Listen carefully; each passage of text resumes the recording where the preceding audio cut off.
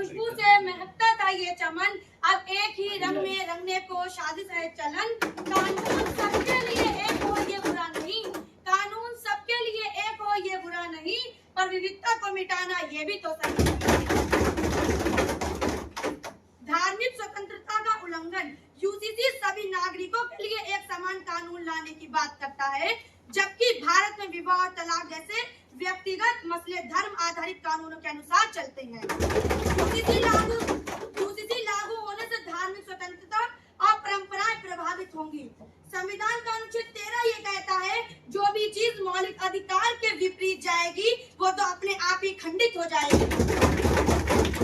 और मान लेते हैं आप संविधान संशोधन करके भी ला रहे हैं, तो जो धार्मिक स्वतंत्रता है वो धर्मनिरपेक्षता के अंतर्गत आती है। तो जो धार्मिक स्वतंत्रता है वो धर्मनिरपेक्षता के अंदर आ जाती है, जो कि देश का बुनियादी ढांचा है। तो इसके खिलाफ तो आप कुछ भी नहीं कर सकते, बुनियादी ढांचे में तो आप बदल नहीं सकते,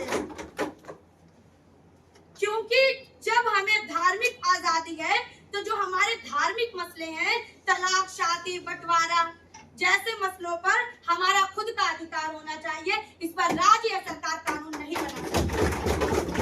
अब मैं बात करती हूँ संवैधानिक विविधता की भावना के विपरीत। हमारा जो देश है वो विविधता में एकता वाला देश है। हम अलग अलग लोग हैं, लेकिन एकता होनी चाहिए, एकरूपता नहीं होनी चाहिए। जबरन ना दो हमें जो हमारी आत्मा ना माने, जबरन ना दो हमें जो हमारी आत्मा ना माने, एक रूपता नहीं हमें एकता चाहिए हमारे बताने। तो मत बनाओ कानून ऐसा जो इंसान बांट दे, तो मत बनाओ कानून ऐसा जो इंसान को बांट दे। समझदारी से चलो ताकि लोकतंत्र ना बचने पाए।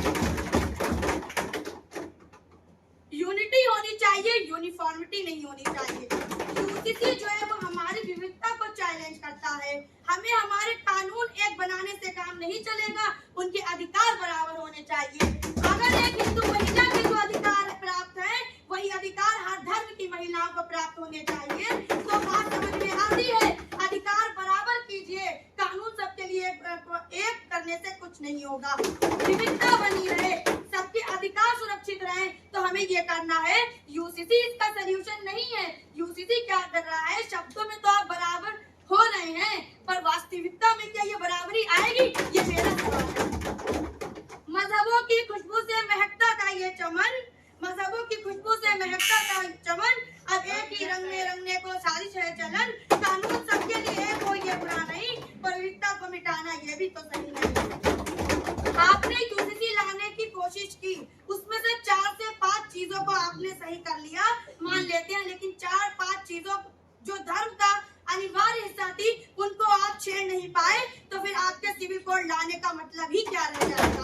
आदिवासियों पे आप कानून लागू कर नहीं सकते, क्योंकि आदिवासियों पे कानून बनाने के लिए 6 शेड्यूल के लिए आपको वहाँ के गवर्नर और वहाँ के प्रीवी काउंसिल की परमिशन चाहिए होगी। और फिर आप बहुत ज्यादा जो आदिवासी परंपरा वाले लोग हैं उनको आप छेड़ना नहीं चाहते, क्योंकि फिर आप बोलते हैं कि यूसीसी जो है वो ट्राइबल लोगों पर लागू नहीं होता। तो तब भी तो देश में 2 सिविल कोड आ गए। तो ये कहने का मतलब है, आप आधी खिचड़ी क्यों पका रहे हैं? या तो सिविल कोड लाना है तो पूरा आना चाहिए, और वहाँ फिजिबल भी होना चाहिए। लॉ कमीशन की रिपोर्ट ने भी कहा है, यूसीसी ना तो फिजिबल है, ना तो रिजिबल है, ना तो संभव है, ना इसकी जरूरत है। मैं इन 4 पंक्तियों के साथ अपनी वाणी को विराम देती हूँ कि महिलाएं इतनी कमजोर नहीं है, महिलाएं इतनी कमजोर नहीं है जो यूसीसी उनके लिए लाया जाए। मैं कल ही